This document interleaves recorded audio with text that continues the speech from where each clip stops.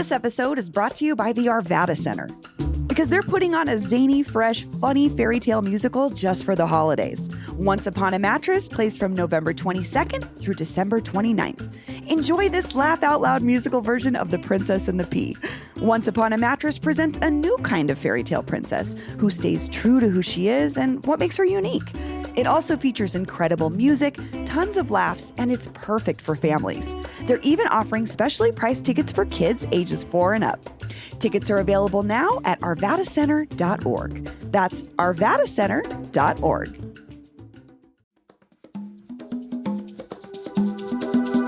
Today on CityCast Denver. One thing the results of Tuesday's election made very clear is that this country is changing.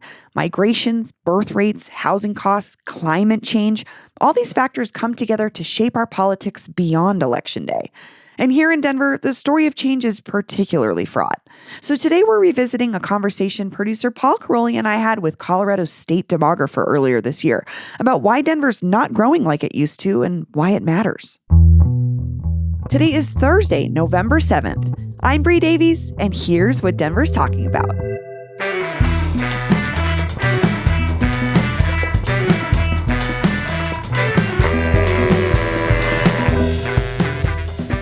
Elizabeth Garner, welcome to CityCast Denver. Thank you for inviting me to be with you guys. This is exciting. Yeah, we're excited too. And Bree, of course, is here as well. Hello, hello. So, Elizabeth, we're going to dive into this big pile of data here about who Denverites are. But I think we should probably start by talking about the numbers themselves and where they came from.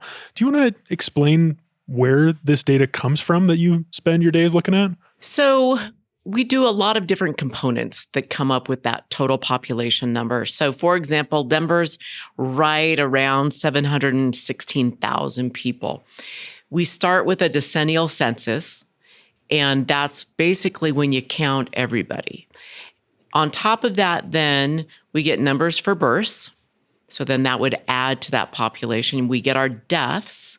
So that would subtract from the population. And then we get an estimate for what net migration would be, which is the flow of the ins minus the outs.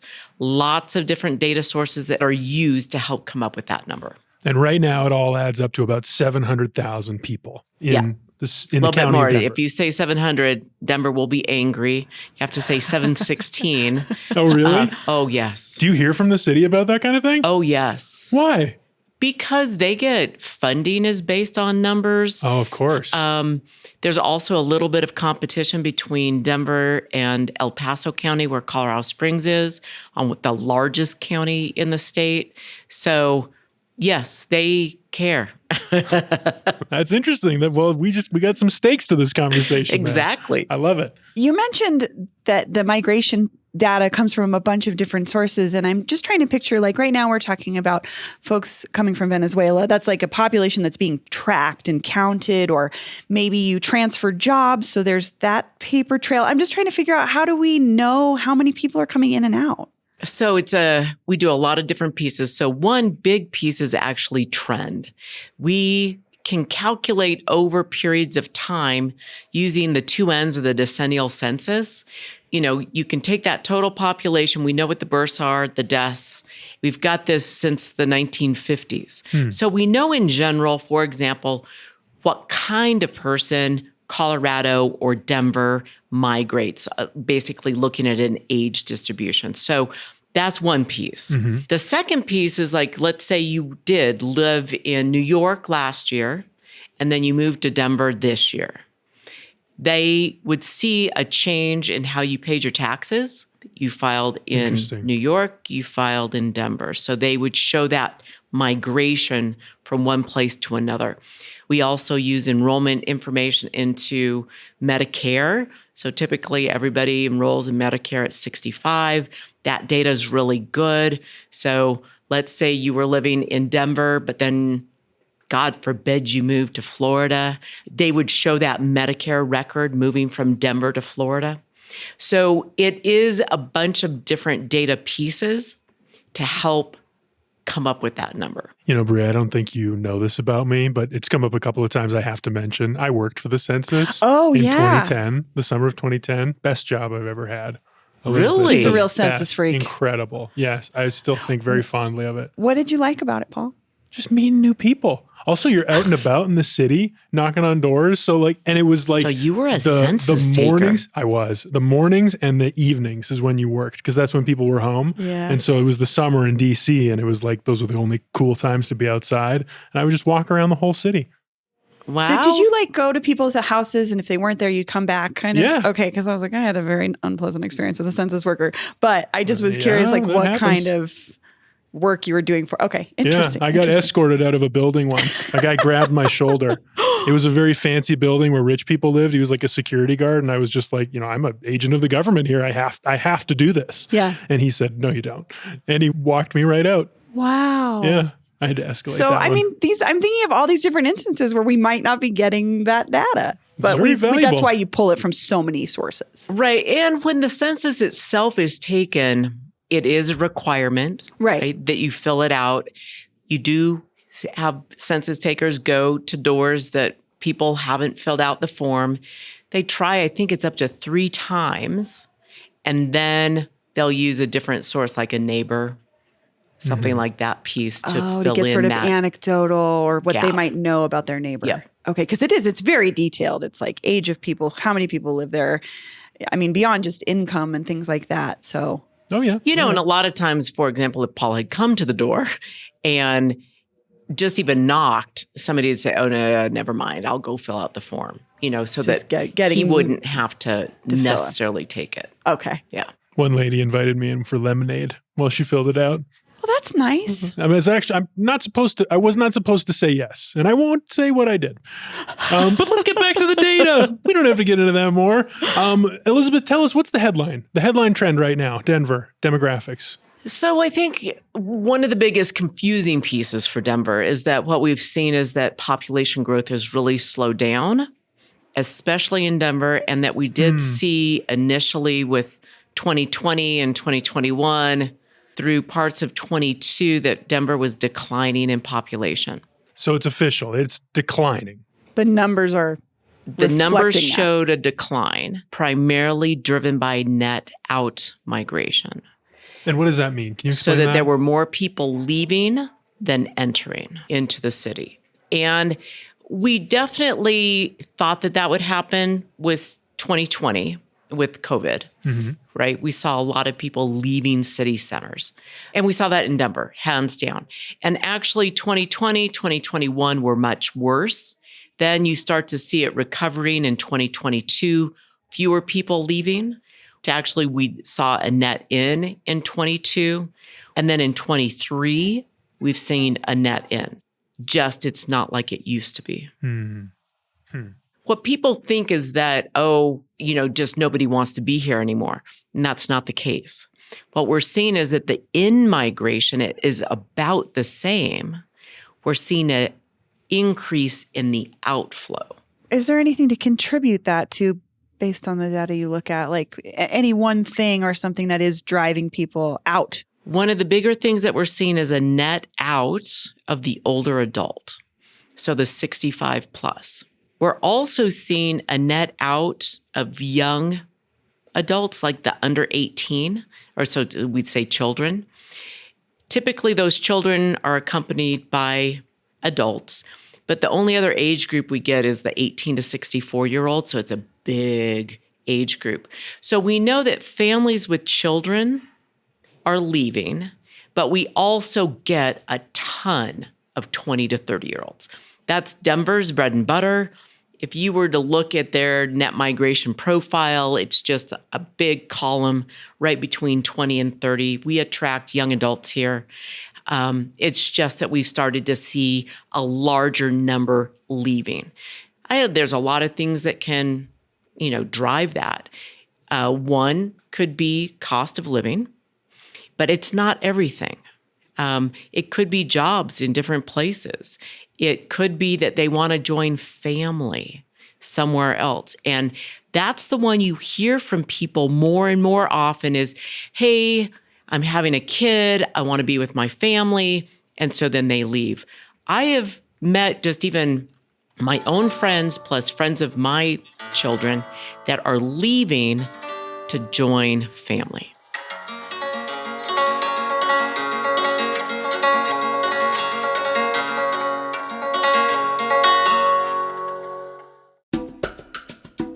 This episode is brought to you by the Denver Botanic Gardens. Experience a magical mile-high tradition with Blossoms of Light at Denver Botanic Gardens, running nightly from November 20th through January 12th. Wander through a mile of immersive luminous displays that accentuate and highlight the garden's versatile plant collection. Stay toasty with warm drinks and holiday treats throughout your visit. Looking for somewhere to take that someone special or the perfect spot to gather with old friends? Blossoms of Light at the Denver Botanic Gardens is the perfect atmosphere for enjoying this festive holiday season. Also, for the holiday season being so frantic, this is like a very calm, chill place to enjoy a beautiful winter night, especially after it snows. It's the only time I really like to be outside in the snow. Blossoms of Light. Tickets must be purchased online in advance. None will be available at the door. Member ticket sales start November 6th, and public ticket sales start on November 11th at botanicgardens.org. That's botanicgardens.org, or see our show notes for more information. Ryan Reynolds here from Mint Mobile. With the price of just about everything going up during inflation, we thought we'd bring our prices down. So to help us, we brought in a reverse auctioneer, which is apparently a thing.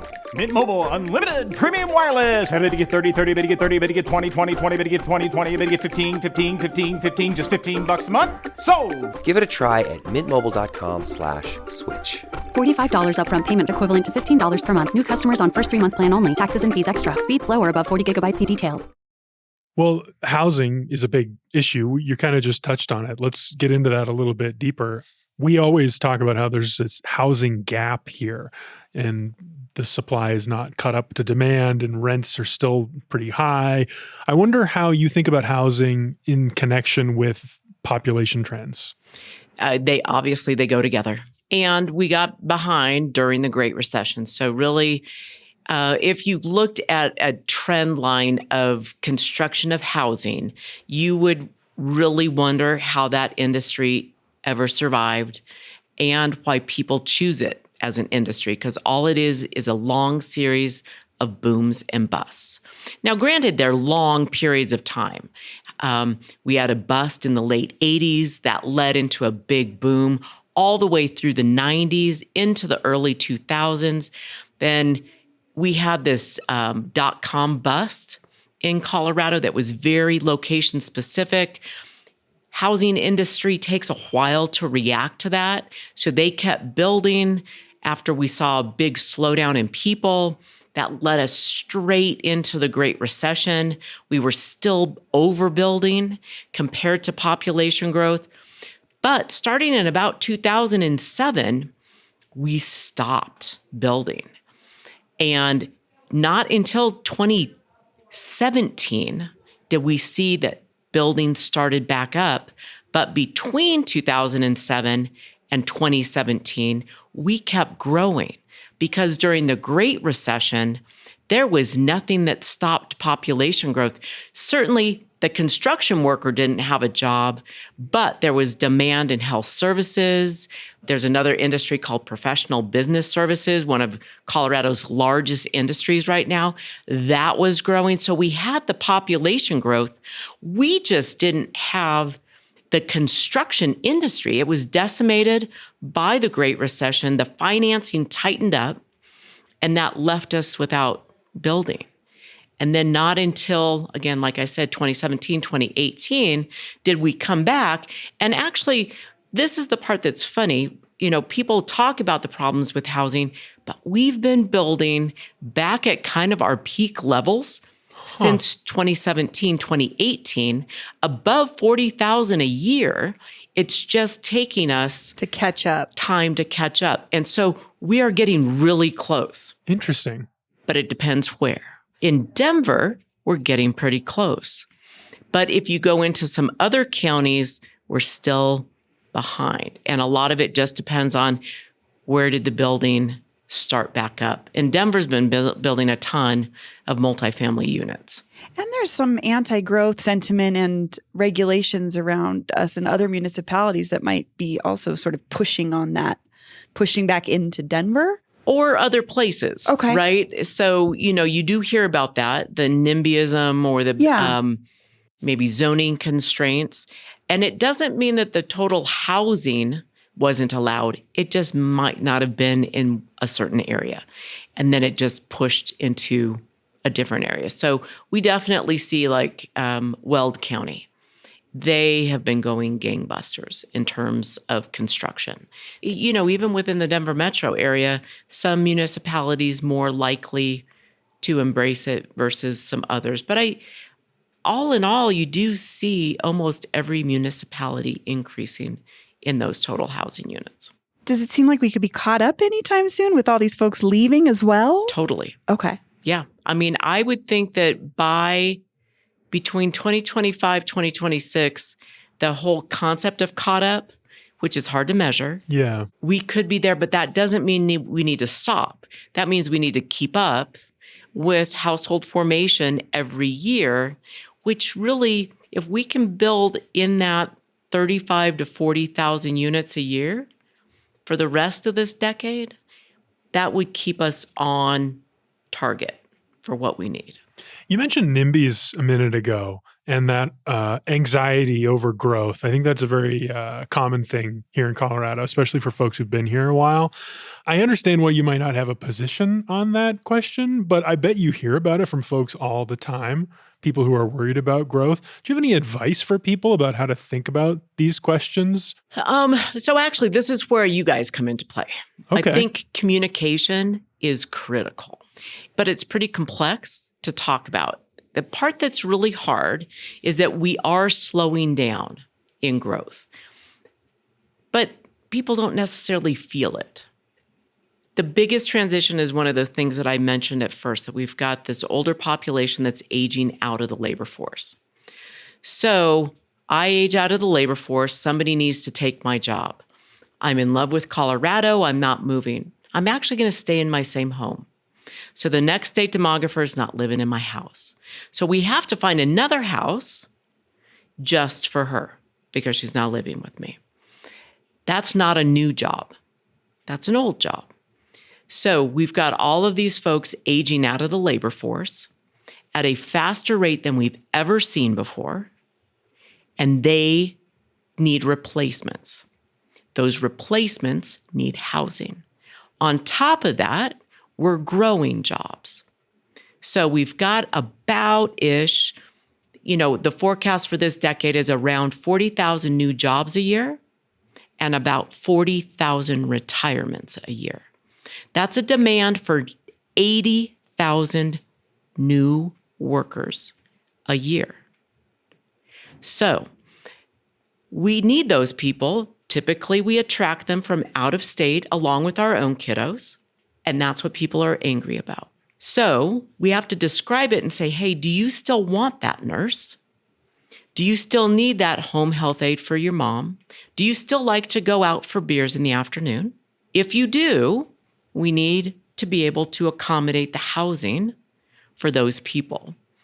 So I think within a community that might be where the people that live there might be, do we really need more people? Is if you explain, we're going through a transition, we've got people aging out, we need people to fill these jobs, that then they might be more accommodating and understanding why we need people. NIMBYism solved. There we go. One of the biggest stories we've been talking about all year is this influx of newcomers from Central and South America. It's like a new wave of people, it's a migration of people. It's not the first one to make up who we are as Denverites, Do you ever think about that from the historical standpoint of who we are as a people together? Oh, completely. I mean, that's because how we migrate people is then who we become later. So back in the 70s, and you can kind of tell by looking at like parts of Jefferson County, that was when a lot of Jeffco was built. You've got a lot of the housing units and housing styles that were very 70s were in Jeffco. So we can see when they came in here, and they were the young baby boomers. Because that's when they would have been in their 20s and 30s. We attract a lot of 20 and 30-year-olds. John Denver. I was like the John Denver effect. John we Denver talk about this a lot. did a big piece, but we were also expanding the Federal Center at the same time. And that's why it was Jefferson County that also saw a lot of the growth and a lot of the housing going jobs wise, is that what you're job-wise, saying? because Okay. the federal center's in Jeffco. Sure. So we see that. In the 90s, we had another kind of big boom.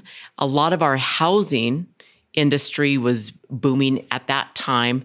It was following the 80s when things fell apart. We had the savings and loan and the oil and gas bust at the end of the 80s, which we had really depressed prices. So people are like, ooh, Colorado's now a bargain. Come to Colorado during that time frame. And that is actually where we saw a lot of international migration, especially from Mexico and Central America, attracted to fill positions in the construction industry. Well, that was our largest migration, recent migration of a lot of international folks. Now it's their children that are here that are having children. So they're the second and third gen of that group that came in the 90s that's creating the different growth around the state. But they're not international anymore. They were born here. Well, Elizabeth Garner, thank you so much for joining us. Thank you so much for the invitation.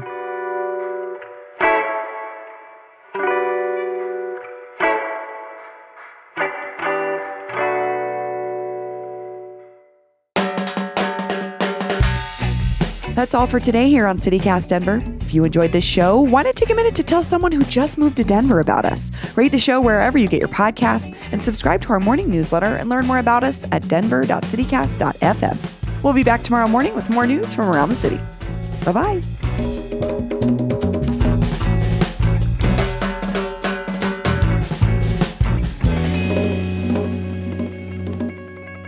If you enjoyed this show, why not take a minute to tell... John Denver's dead, though. The ghost of John Denver.